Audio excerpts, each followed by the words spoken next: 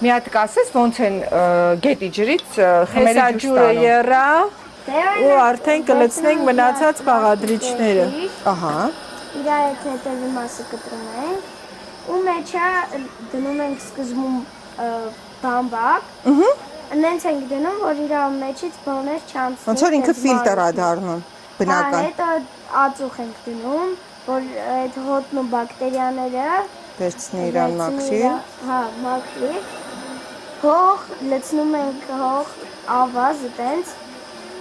կամ խոշոր ավազ կամ այտենց քարեր, ուղղակի մանրից մեծացնում ենք,